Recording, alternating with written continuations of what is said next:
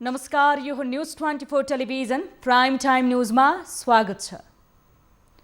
पछिल्लो समय मन्थर होला भन्ने सोचिएको नेपाल कम्युनिस्ट पार्टी नेकपाको विवाद अब केन्द्रमा मात्र सीमित छैन। यो विवाद बिस्तारै तल्ला संगठनहरूमा मात्र होइन, जिल्ला जिल्लामा पनि देखिन थालेको छ। नेकपा विवादको यही श्रृङ्खला केही दिनअघि पर्सामा देखियो। पर्सामा नेकपाका दुई गुटका कार्यकर्ताबीच झडप हुँदा एकजनाले ज्यानै पनि गुमाए। त्यसपछि कर्णाली प्रदेशका मुख्यमन्त्री महेन्द्र बहादुर शाही विरुद्धको अविश्वासको प्रस्ताव ल्याउने प्रक्रिया सुरु गर्नुले पनि नेकपामा देखिएको विवाद कुन तहसम्म पुगेको छ भन्ने सङ्केत गरेको छ। त्यति मात्र नभई राजदूत नियुक्तिमा अध्यक्ष केपी शर्मा ओलीको एकल निर्णय र त्यसपछि रका प्रमुखसँग प्रधानमन्त्रीको गोप्य भेटले पार्टी तरङ्गित बनेको छ। अहिले अध्यक्ष द्वयबीच कुनै संवाद भएको छैन। हरेक विषयमा अध्यक्ष द्वयको फरक विज्ञप्ति आउँदा पार्टी नेता कार्यकर्तामा कतै पार्टी फुटको सङ्घारमा त छैन भनेर प्रश्न उब्जिएको छ। अब प्राइम टाइम न्यूजका हेडलाइन्स। राजदूत सिफारिसदेखि कार्यकर्ता हत्यासम्मको घटनाले नेकपाभित्र तीव्र विवाद। अध्यक्ष द्वयबीच छैन संवाद। केन्द्रीय कमिटी बैठक अनिश्चित।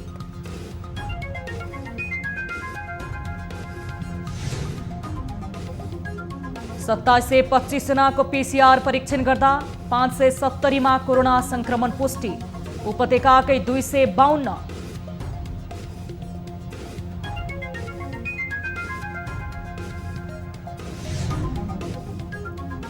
भारतीय सेना प्रमुख नरभाने 3 दिन नेपाल भ्रमणका क्रममा कार्तिक 19 गते नेपाल आउँदै। 21 गते मानर्थ ग्रहण गर्दै प्रधानमन्त्रीसँग औपचारिक भेट गर्ने।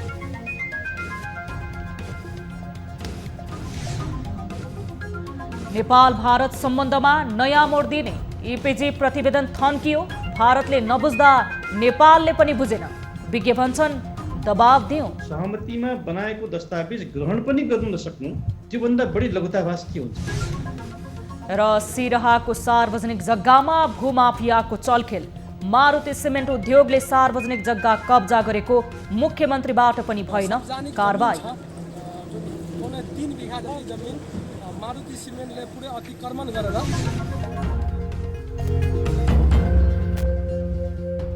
हामी निरन्तर न्यूजमा छौं।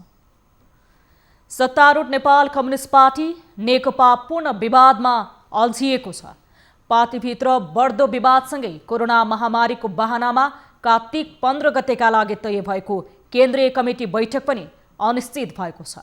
नेकपामा यति बेला भित्रभित्रै अधिकारकै बाँडफाँडको कुरालाई लिएर भुसको आगो जसरी विवाद बढ्न थालेको छ। एक रिपोर्ट। भदौ 26 गते सकिएको नेकपा स्थायी कमिटी बैठकले कार्तिक 15 गतेदेखि 17 गतेसम्मका लागि केन्द्रीय कमिटी बैठकको मिति तय गरेको थियो। यसलाई सचिवालय बैठकले पनि अनुमोदन गरेको थियो। तर अध्यक्ष द्वयबीच पुनः चिसोपना बढेपछि नेकपाको ठूलो इकाइ केन्द्रीय कमिटी अनिश्चित जस्तै बनेको छ। प्रधानमन्त्री समेत रहेका अध्यक्ष केपी शर्मा ओली आफू अल्पमतमा पर्ने भएका कारण बैठक अनिश्चित पारेको अर्का अध्यक्ष पुष्पकमल दाहाल निकट बताउँछन्। अध्यक्ष ओली कोरोना महामारीलाई देखाउँदै बैठक नबोलाउने पक्षमा उभिएका छन्। दुई अध्यक्षबीच अधिकार बाँडफाँडकै विषयमा पुनः विवादका रेखाहरू कोरिन थालेका छन्। सरकार र पार्टीबीच कतिपय विषयमा भिन्न मत रहँदै आएका छन्। वक्तव्यबाजी पनि चल्न थालेको छ। पछिल्लो परिस्थितिमा पुनः अर्का अध्यक्ष पुष्पकमल दाहाल र वरिष्ठ नेता माधव कुमार नेपालहरू एक ठाउँमा देखिएका छन्। नेकपाका पछिल्ला विवाद। राजदूत सिफारिस र मुख्य सचिव नियुक्तिमा मन्त्रीमण्डल पुनर्गठन। कर्णाली प्रदेशको राजनीतिक विवाद। पर्साको स्थानीय कमिटीको विवाद। प्रधानमन्त्रीले भारतीय र प्रमुखलाई भेटेको प्रसङ्ग। प्रधानमन्त्रीले असोज 15 गते राजदूत सिफारिस र मुख्य सचिव नियुक्त गरेपछि नेकपामा पुनः विवाद चर्कियो। त्यसैबेला बोलाइएको सचिवालय बैठक अनिश्चित बन्यो। बल्ल तल्ल असोज 20 गते बोलाइएको सचिवालय बैठकले ठोस निर्णय गर्न सकेन। अध्यक्ष द्वयलाई मन्त्रीमण्डल पुनर्गठनका लागि म्यान्डेट दिए पनि कुरा नमिलेपछि प्रधानमन्त्री ओलीले एकलौटी ढङ्गबाट मन्त्री नियुक्ति र जिम्मेवारी हेरफेर गरेका थिए। यहाँबाट अध्यक्ष द्वयबीच विवाद चुलियो। त्यस लगतै कर्णाली प्रदेशमा पूर्व माओवादी नेता रहेका महेन्द्र बहादुर शाहीलाई ओली निकट नेता यमलाल कणेलको नेतृत्वमा अविश्वासको प्रस्ताव दर्ता गरेपछि दुई अध्यक्ष बीचको विवाद सतहमा देखियो। दुवै अध्यक्षले फरक फरक निर्देशन जारी गर्दै पत्रचार नै गरे। अध्यक्ष ओलीले मुख्यमन्त्री शाहीलाई प्रमुख सचेतक हटाउने लगायतका निर्णय नगर्न पत्रचार गरे भने अध्यक्ष दाहालले कणेल समूहलाई अविश्वासको प्रस्ताव फिर्ता लिन निर्देशन दिए। यो विवाद जारी रहँदै गर्दा पर्सा बिन्दवासिनी गाउँपालिकामा पार्टी कमिटी सदस्य बीचको झडपमा वडा सचिवको मृत्युपछि कारबाही गर्न अध्यक्ष दाहालले सरकारसँग माग गरेको पत्र सार्वजनिक भयो। पछिल्लो पटक आइपुग्दा भारतीय गुप्तचर संस्था रका प्रमुखलाई प्रधानमन्त्रीले भेट गरेकोमा पार्टी प्रवक्ता नारायण काजी श्रेष्ठले नै असन्तुष्टि जनाए। यसले पनि अध्यक्षद्वय बीचको बढ्दो विवादलाई थप मलजल गर्यो। अहिले अध्यक्षद्वय बीच छलफल नै हुन नसकेको दुवै पक्षले उल्लेख गरेका छन्। अध्यक्षद्वय बीचको विवादले केन्द्रीय कमिटी बैठक मात्रै होइन एकताको महाधिवेशन नै प्रभावित हुने नेकपा वृत्तमा चर्चा सुरु भएको छ। नेपालमा कोरोना भाइरसबाट 1,60,400 जना संक्रमित भएका छन्। पछिल्लो 24 घण्टामा 2,725 जनामा गरिएको PCR परीक्षणमा थप 570 जना संक्रमित थपिएसँगै संख्या 1,60,400 जना पुगेको हो। यस्तै देशभर सक्रिय संक्रमित हुनेको संख्या 40,681 पुगेको छ। यद्यपि 24 घण्टामा 3,168 निको भएसँगै देशभर 1,18,843 जना निको भएर घर फर्किएका छन्। यता काठमाडौँ उपत्यकामा मात्रै पछिल्लो 24 घण्टामा थप 252 जना संक्रमित फेला परेका छन्। यो सँगै काठमाडौँ उपत्यकामा संक्रमितको कुल संख्या 70,645 पुगेको छ। हालसम्म काठमाडौँमा 57,200 जना, ललितपुरमा 8,052 जना र भक्तपुरमा 5,393 जना संक्रमित पुगेका छन्। यीमध्ये 49,745 संक्रमित निको भइसकेका छन्। उता प्रदेश अनुसार सबैभन्दा धेरै बागमती प्रदेशमा 273, सबैभन्दा कम प्रदेश नम्बर 2 मा 15 जना थपिएका छन्। त्यसबाहेक 24 घण्टामा प्रदेश नम्बर 1 मा 35 जना, गण्डकी प्रदेशमा 80 जना, लुम्बिनी प्रदेशमा 167 जना संक्रमित थपिएका छन्। यस्तै पछिल्लो 24 घण्टामा थप 14 जना कोरोना भाइरसका संक्रमितले ज्यान गुमाएसँगै संक्रमितको मृत्यु हुनेको संख्या 876 पुगेको छ। मन्त्रालयको विवरण अनुसार सबैभन्दा धेरै 418 जनाको मृत्यु बागमती प्रदेशमा भएको छ भने सबैभन्दा कम कर्णाली प्रदेशमा 10 जनाको भएको छ। यी बाहेक प्रदेश 1 मा 114 जना, प्रदेश नम्बर 2 मा 150 जना, गण्डकी प्रदेशमा 44 जना, लुम्बिनी प्रदेशमा 123 जना, सुदूरपश्चिम प्रदेशमा 17 जनाले ज्यान गुमाएका छन्। यसैगरी क्वारेन्टिनमा रहनेको संख्या 2,932 छ। त्यस्तै आइसोलेसनमा रहनेको संख्या 40,681 पुगेको छ। हालसम्म देशभर कुल 14,694 जनाको PCR परीक्षण भएको छ।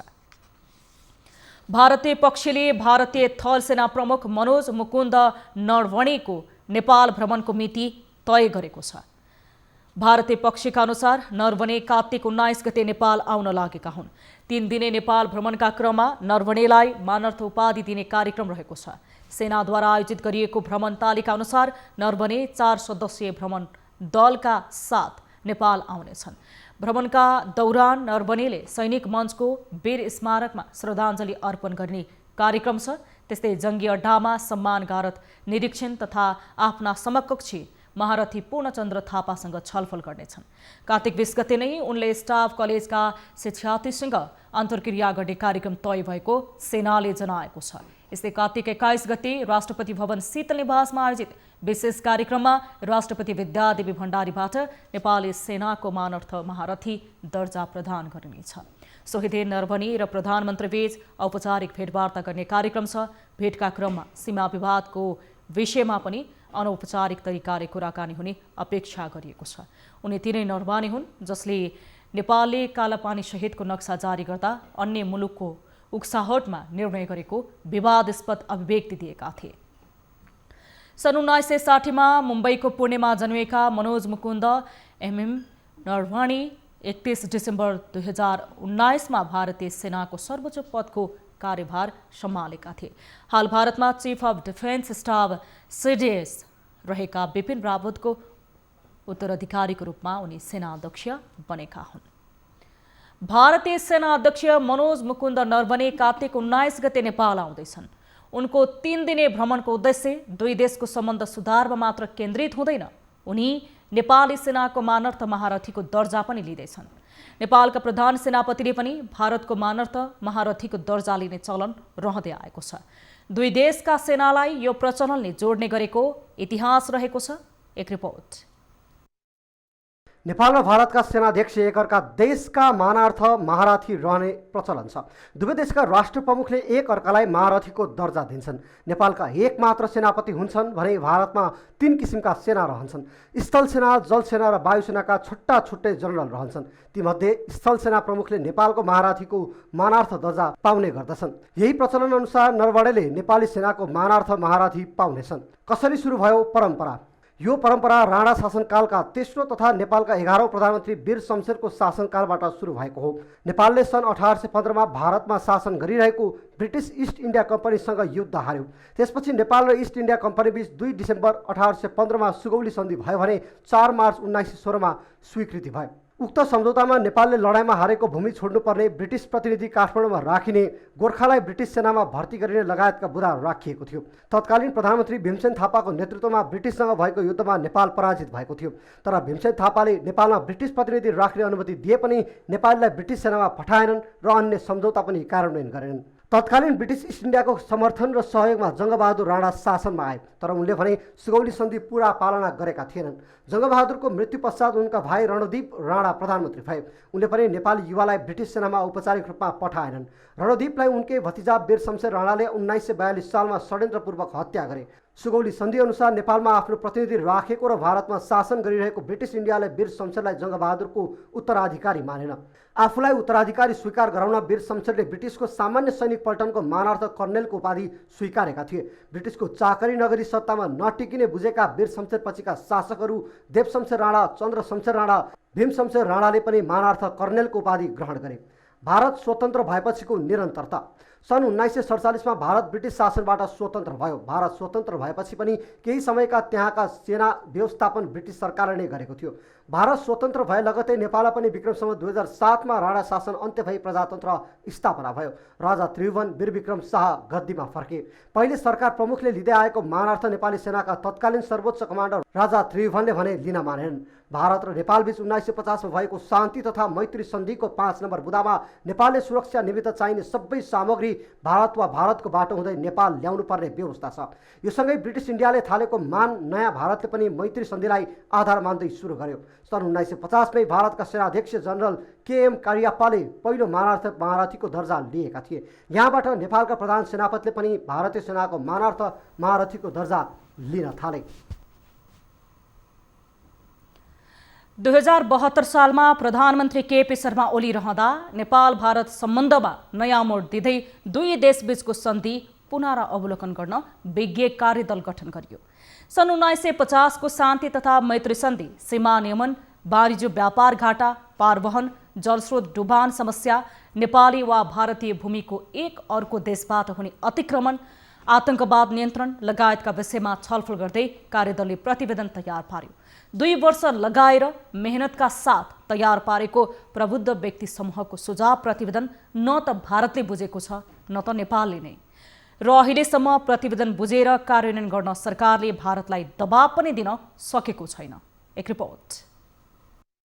5 वर्ष अघि गठन भएको EPG ले 2 वर्ष लगाएर तयार पारेको प्रतिवेदनमा दुवै मुलुकका विज्ञहरू मार्फत सहमतिमै बनेको कतै लुकेको छैन। अनुभवी कूटनीतिज्ञ तथा पूर्व परराष्ट्र मन्त्री सम्मिलित समूहले बनाएको प्रतिवेदन अलपत्र अवस्थामा छ। जबसम्म भारतले बुझ्दैन तबसम्म नेपालले पनि नबुझ्ने अडानका कारण प्रतिवेदन यतिकै थन्किने हो कि भन्ने प्रश्न पेचिलो बनेको छ। सीमावर्ती क्षेत्रमा अब अलिकति प्रभावमा फरक पर्छ भन्ने किसिमका कसैले के भन्यो भनेर हुनसक्छ।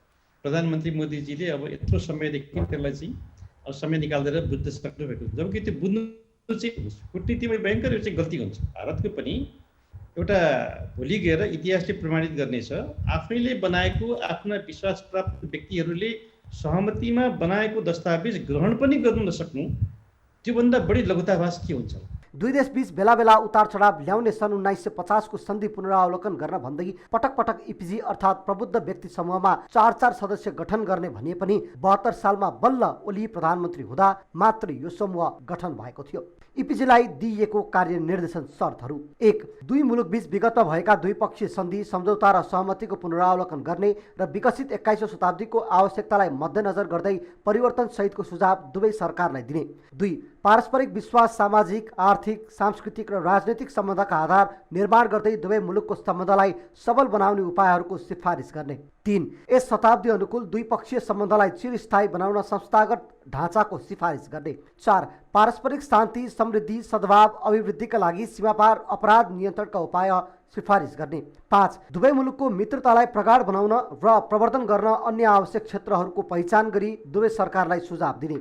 कार्यदेश अनुसार प्रत्येक 3 महिनामा आलोपालो इपिजीको बैठक नेपाल र भारतमा हुने व्यवस्था अनुरूप नै बैठक भएर साझा प्रतिवेदन तयार भएको थियो। के छ खास इपिजी प्रतिवेदनमा? 1. सन् 1950 को शान्ति तथा मैत्री सन्धिको परिमार्जन, संशोधन वा नयाँ सिराबाट अर्को सन्धि गर्ने। 2. नेपाल भारत खुला सीमाको नियमन र व्यवस्थापन परिचय पत्र पूर्ण रूपमा लागू गर्ने। 3. दुवै मुलुकबीच पारस्परिक सहयोग सम्बन्धलाई बढावा दिने। 4. जल सम्पदा एवं ऊर्जा उपयोगमा माथिल्लो तटीय हितानुकूल बनाउने।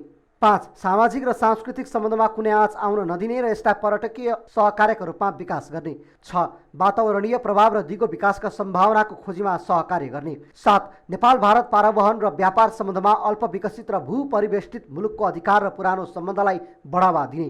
8. भौतिक पूर्वाधार विकासमा सहकार्य गरिने। 9. पुँजी लगानी र वित्तीय व्यवस्थापन गरिने। 10. नवीनतम प्रविधि विकास र हस्तान्तरण। 11. द्विपक्षीय संयन्त्र मूल्याङ्कन गर्दै आफ्ना मुलुकका लागि आवश्यक पर्ने सुरक्षा सामग्रीको स्वविवेक प्रयोग गर्ने। 12. समृद्धि यात्रामा संयुक्त पहल गर्ने। 13. 21औं शताब्दी अनुकूलको कूटनीतिक आचरण र सम्बन्ध विकास गर्दै जाने। इपिजीको समय सीमा 2 वर्ष 2075 असार 21 मा सकिए पनि 3 महिना अर्थात् 2075 असोज मसान्तसम्ममा प्रतिवेदन छापिएको थियो। इपिजीको अन्तिम बैठक सकिएको करिब 2 वर्ष 3 महिना पनि भारतले प्रतिवेदन किन बुझेन, यसको उत्तर नेपाल सरकार परराष्ट्र मन्त्रालयले दिन सकेको छैन। मुलुककै हितका लागि गठन भएको प्रबुद्ध समूहको 2 वर्षको मेहनत न त नेपालले न त भारतले नै कदर गरे। यो प्रतिवेदन बुझ्न सरकारले भारतलाई दबाब दिनुपर्ने कूटनीतिज्ञको तर्क छ। हामीसँग न्युजहरू अझै बाँकी छन्, अहिले लाइभ ब्रेक।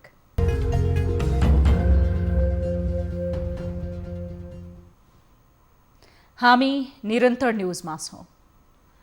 आज एकादशी, दशैंको टीकाको दोस्रो दिन कतिपय स्थानमा कोजाग्रत पूर्णिमासम्म पनि टीका लगाउने चलन छ भने कतिपय स्थानमा टीकाको दिन मात्र टीका लगाउने चलन छ। आजको दिन पनि घरमा विधिपूर्वक राखेको जमरा र टीका देवी दुर्गालाई चढाई मान्यजनको हातबाट टीका तथा आशीर्वाद लिने चलन छ। असत्यमाथि सत्य र आसुरी शक्तिमाथि दैवी शक्ति विजय भएको खुसियालीमा दशैं मनाउने गरिन्छ। यस्तै हिन्दू तिथिको 11औं दिनलाई एकादशी भन्ने गरिन्छ। यो दिन व्रत बस्ने, फलाहार मात्र सेवन गर्ने चलन रहेको छ। विजयादशमीको भोलिपल्ट पर्ने यो दिन कतिपय ठाउँमा दशैंको टीका लगाउने चलन रहँदै आएको छ। दुर्गा भवानीको अर्चना गरिएको नवरातपछि पर्ने यो एकादशीको नामअनुसार पाप गर्नेलाई नाश गर्ने एकादशीको रूपमा प्रख्यात रहेको छ। देशभर सार्वजनिक जग्गा अतिक्रमण र कब्जा गरेका घटनाहरू बढ्दै गएका छन्। सिराहाको मारुति सिमेन्ट उद्योगले सार्वजनिक जग्गा कब्जा गरेको व्यापक गुनासो स्थानीयले गरेका छन्। उनीहरू लामो समयदेखि मारुतिले कब्जा गरेको जग्गा फिर्ताको माग गर्दै आन्दोलित छन्। प्रदेशका मुख्यमन्त्री लालबाबु राउतलाई घटनाबारे जानकारी हुँदा र पटक पटक ध्यान आकर्षण गराउँदा पनि कारबाही नभएपछि स्थानीय पूर्ण आन्दोलनमा उत्रिएका हुन्। एक रिपोर्ट। सिराहामा रहेको मारुति सिमेन्टले सार्वजनिक जग्गा कब्जा गरेको छ। सबै प्रमाण हुँदाहुँदै पनि प्रदेश सरकारले कब्जा गर्नेलाई कारबाही गर्न कुनै टेरपुछर लगाएको पाइँदैन, जसका कारण स्थानीय आफै मारुति सिमेन्ट विरुद्ध आन्दोलनमा उत्रँदै आएका छन्। सिमेन्ट उद्योगबाट निस्किने धुवाँ, धुलो र गडगडाहटले वातावरणमा ठूलो असर गरेपछि स्थानीय आक्रोशित बनेका हुन्। सिमेन्ट उद्योगले सार्वजनिक जग्गा कब्जा गरी संरचना निर्माण गरेपछि स्थानीय जग्गा फिर्ताको माग गर्दै आन्दोलित भएका छन्। यो हाम्रो जुन सार्वजनिक जमिन छ, जुन 3 बिघा जति जमिन मारुति सिमेन्टले पुरै अतिक्रमण गरेर त्यहाँ आफ्नो टाढा बिल्डिङहरू बनाएको छ। अनि यो मारुति सिमेन्टले गर्दा तपाईँको सबै आसपासका किसानका जमिनहरू मरुभूमि हुँदै गइरहेको छ र यहाँको धुवा धुलोले गर्दा यहाँका जनजीवन सबै प्रभाव छ। त्यसले गर्दा हामी अगुवा समाज र सबै विद्यार्थीहरू मिलेर चाहिँ यो मारुति सिमेन्टको विरोधमा आन्दोलन गरेका छौँ। स्थानीयहरूले जग्गा फिर्ताको माग गर्दै प्रदेश सरकारका मुख्यमन्त्री लालबाबु राउतलाई बारम्बार हार गुहार गरे। मुख्यमन्त्री राउतले पनि सार्वजनिक जग्गा छिटै फिर्ता गराउने उनीहरूलाई आश्वासन दिए। तर मुख्यमन्त्री रावतले आश्वासन दिएको लामो समय भइसक्दा पनि जग्गा फिर्ता नभएपछि स्थानीय पुनः आन्दोलनमा उत्रने सुरमा जुटेका छन्। जिल्ला प्रशासन कार्यालय, मालपोत कार्यालय र नापी कार्यालयको उदासीनताका कारण मारुति सिमेन्टले कब्जा गरेको जग्गा फिर्ताको काम अघि बढ्न नसकेको उनीहरूको आरोप छ। डिभिजन वन कार्यालय लहानले जग्गा फिर्ताको प्रक्रियामा आवश्यक कागजात उपलब्ध गराउन मालपोत कार्यालय सिराहालाई पत्रचार गरेको छ। मारुतिसँगको सेटिङमा सबै निकाय मौन बसेको संघर्ष समितिका संयोजक चिरञ्जीवी यादवले आरोप लगाउनु भएको छ।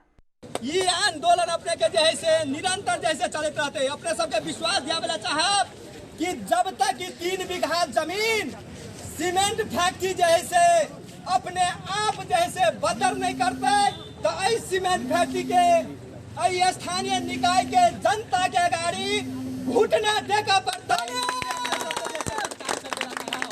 संसार में जनता की अदालत सबसे बड़का है, अपने सब देखने होवे। जग्गा विहीन परिवारको व्यवस्थापनका लागि तत्कालीन सरकारले 2058 सालमा सुकुम्बासी आयोग गठन गरेको थियो। तर केही परिवारले जग्गा पाए पनि अन्य जग्गामा पाहुर र पहुँचवाला लिने सार्वजनिक जग्गामा लुट मच्चाइरहे। आयोगका सदस्य देवकुमार लामाले पदको दुरुपयोग गर्दै अहिले अवैधानिक मूल्यको 3 बिघा जग्गा पत्नी छोरादेखि आफन्तसम्मको नाममा नामसारी गराएका छन्। चन्द्र उदयपुर 8 कको साबिक कित्ता नम्बर 200, 202, 205 को झण्डै करिब 3.5 बिघा जग्गा कब्जा छ। कित्ता नम्बर 200 को 17 कट्ठा 10 धुर, कित्ता नम्बर 202 को 15 कट्ठा 6 धुर र कित्ता नम्बर 206 को 1 बिघा 7 कट्ठा 8 धुर सरकारी बुट्यान जग्गा पछि आएर मारुति सिमेन्ट उद्योगका सञ्चालक मनोज गोयल र अनुज राठीको नाममा कित्ता काट भएको छ। हाल 12वटा कित्तामा कायम गरेको उक्त जग्गामध्ये केही जग्गा गोलबजार नगरपालिकामा पर्छ भने केही जग्गा नरहा गाउँपालिकामा पर्छ।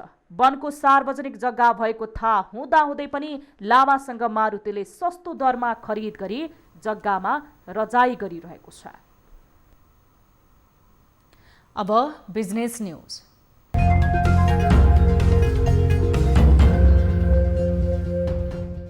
नेपाल विज्ञापन संघले क्लिन फिड नीतिलाई व्यवहारमा प्रभावकारी कार्यान्वयन गर्न माग गरेको छ। सरकारले कार्तिक 7 गतेदेखि विदेशी विज्ञापन रहित क्लिन फिड लागू गरेपछि यसको प्रभावकारी कार्यान्वयन गर्न विज्ञापन संघले माग गरेको हो।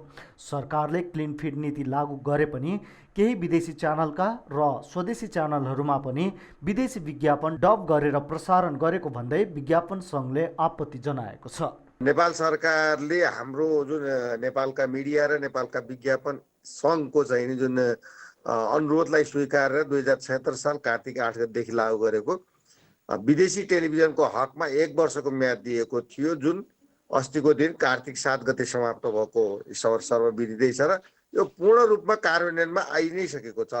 क्लिन फिडको नीति लागू भएपछि सिनेमा, मनोरञ्जन, खेलकुद लगायतका विभिन्न प्रकारका विदेशी च्यानल नेपालमा प्रसारण बन्द गरिएको छ। सरकारले कार्तिक 7 गतेबाट क्लिन फिड नीति लागू गरिसकेको अवस्थामा विदेशी विज्ञापनहरूलाई नक्कल गरी नेपालीमा प्रसारण गर्नेलाई कडा कारबाही हुनुपर्ने माग विज्ञापन एजेन्सीले राखेको छ। गत वर्ष 2076 साल कार्तिक 8 गतेबाट राजपत्रमा उल्लेख भइसकेको हुँदा त्यसै अनुरूप प्रसारण नगर्ने संस्थालाई कारबाही तथा जरिवाना हुनुपर्ने ऐनले जनाएको छ। विदेशी टेलिभिजनले विज्ञापन रहित हुनुपर्ने, नेपाली टेलिभिजनहरू विज्ञापन डब गरेको विज्ञापन, विदेशी डब गरेका विज्ञापन प्रसारण गर्न नपाइने, त्यो दुईटा यदि गरेमा नेपालको ऐन बमोजिम 2076 साल कार्तिक 8 गतेको विज्ञापन ऐन बमोजिम चाहिँ नि उहाँहरूले 5-5 लाख रुपियाँ चाहिँ नि नेपाल सरकारलाई चाहिँ नि जरिवाना तिर्नुपर्ने हुन्छ पहिला, त्यसपछि कैदसम्मको व्यवस्था गरिएको छ। क्लिन फिड नीति लागू भएपछि विदेशी विज्ञापनमा नेपाली कलाकार, प्राविधिक, सर्जक, नेपाली विज्ञापन एजेन्सी र नेपालका पर्यटकीय गन्तव्यहरूलाई समावेश गर्नुपर्नेमा नेपाल विज्ञापन सङ्घले जोड दिएको छ। सरकारले स्वदेशी मिडिया उत्पादन र लगानीलाई प्रवर्धन गर्ने उद्देश्यले कार्तिक 8 गतेबाट लागू हुने गरी विदेशी विज्ञापन रहित क्लिन फिडको नियम लागू गरेको छ। तर पनि यसको प्रभावकारी कार्यान्वयन गर्न विज्ञापन क्षेत्रका विज्ञहरूले जोड दिएका छन्। दशैंको अवसरमा बन्द भएको धितोपत्रको दोस्रो। अब स्पोर्ट्स न्यूज।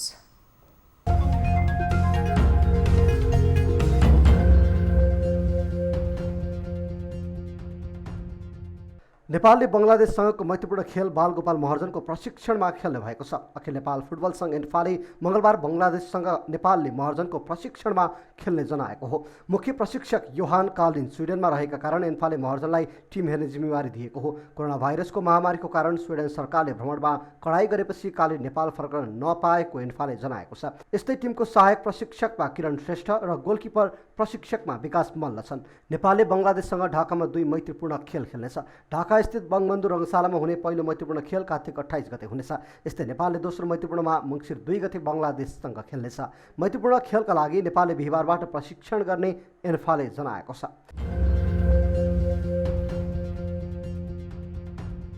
अस्ट्रेलिया विरुद्धको क्रिकेट सिरिजका लागि भारतीय टिमको घोषणा गरिएको छ। विराट कोहलीको कप्तानीमा क्रिकेट सिरिजका लागि टिमको घोषणा गरिएको हो। बीसीसीआईद्वारा सार्वजनिक टिममा नियमित उपकप्तान रोहित शर्मालाई आराम दिइएको छ भने उनको ठाउँमा केएल राहुललाई उपकप्तान बनाइएको छ। विराट कोहलीको कप्तानीमा अस्ट्रेलिया विरुद्धको सिरिज भारतले खेल्दैछ। रोहित नखेल्ने भएपछि केएल राहुल उपकप्तानको जिम्मेवारी निर्वाह गर्ने भएका छन्। यस्तै तीव्र गतिका बलर इशान्त शर्मा पनि टिममा छैनन्, उनी पनि घाइते छन्। नयाँ खेलाडीको रूपमा टी20मा वरुण चक्रवर्तीले स्थान बनाएका छन्। वरुणले जारी आइपिएलमा अहिलेसम्म 13 विकेट लिइसकेका छन्, जसमा उनले एकै म्याचमा 5 विकेट लिन पनि सफल भएका थिए।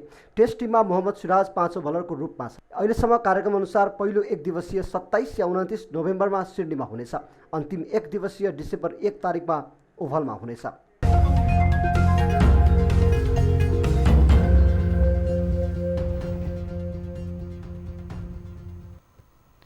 अब प्रशान्त ठाकुरका साथमा फटाफट न्यूज।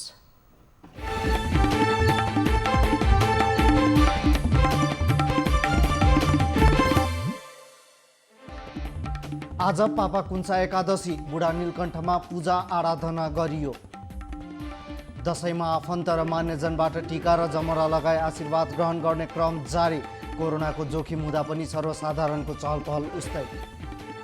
मुलुकमा 570 सङ्क्रमित थपिए, सङ्क्रमितको कुल सङ्ख्या 1,60,400 पुग्यो। काठमाडौँ उपत्यकामा थप 252 जनामा सङ्क्रमण, कुल सङ्क्रमितको सङ्ख्या 70,000 नाग्यो। सङ्क्रमितभन्दा निको हुनेको सङ्ख्या निरन्तर बढ्दै पछिल्लो 24 घण्टामा 3,168 जना निको भए। हास्य कलाकार मनोज गजुरेललाई कोरोना सङ्क्रमण, कडा खालको लक्षण नदेखिएको र होम आइसोलेसनमा कडा नियम पालना गर्दै घरेलु उपचार गरिरहेको बताए। 1 महिनापछि सञ्चालन हुने कक्षा 12 को परीक्षा केन्द्रमा हेल्थ डेस्क स्थापना अनिवार्य। यसपटक कोरोनाका कारण होम सेन्टरमा परीक्षा सञ्चालन गर्ने।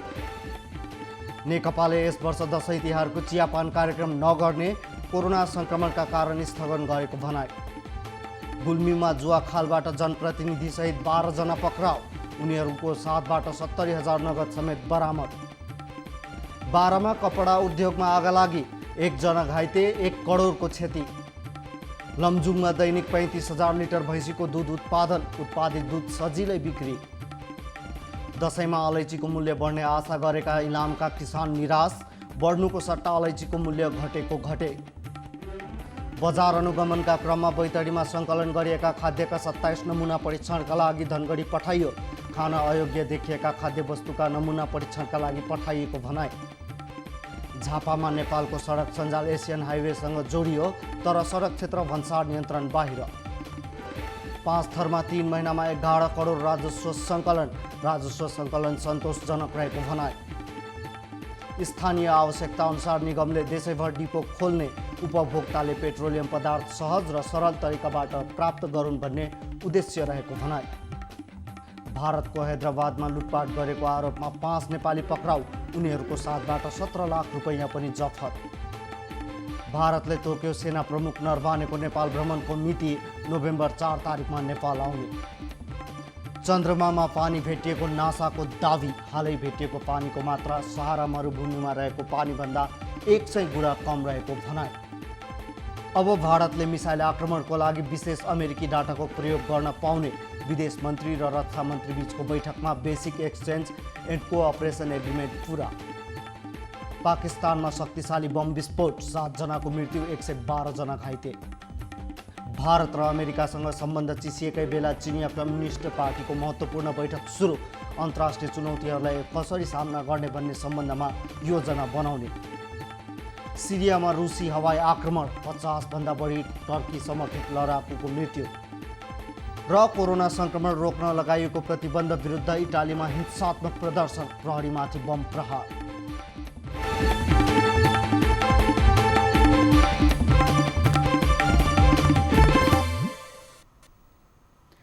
प्राइम टाइम न्यूज सक्नु अघि अहिलेसम्मका हेडलाइन्स पुनः एकपटक।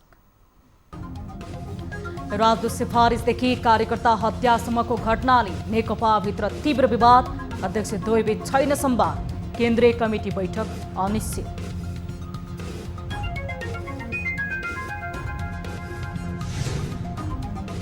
सत्ताइस सय 25 जनाको PCR परीक्षण गर्दा 570 मा कोरोना संक्रमण पुष्टि, उपत्यकाकै 252।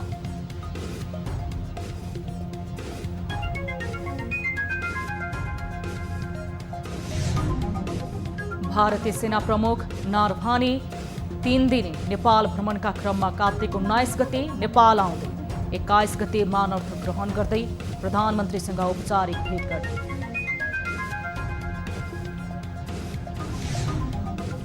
नेपाल भारत सम्बन्धमा नयाँ मोड दिने एपीजी प्रतिवेदन थन्कियो, भारतले नबुझ्दा नेपालले पनि बुझेन, विज्ञ भन्छन्। सहमतिमा बनाएको दस्तावेज ग्रहण पनि गर्नु नसक्नु, त्योभन्दा बढी लघुताभास के हुन्छ?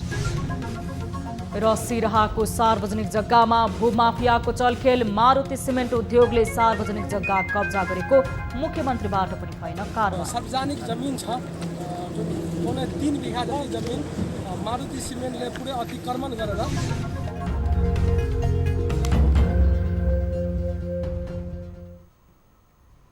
प्राइम टाइम न्यूज आइडीलाई यति नै। थप न्यूजको लागि हाम्रो वेबसाइट www.news24nepal.com हेर्न नभुल्नुहोला। साथै तपाईँले हामीलाई फेसबुक, ट्विटर र युट्युबमा पनि फलो गर्न सक्नुहुनेछ। यस्तै मोबाइल, भाइबर, इमेलबाट न्यूज24 टेलिभिजनको हेल्प डेस्कमा कुनै समस्या र गुनासो छन् भने प्रत्यक्ष रूपमा सम्पर्क राख्न सक्नुहुनेछ। हामी निरन्तर न्यूजमा छौँ। नमस्ते।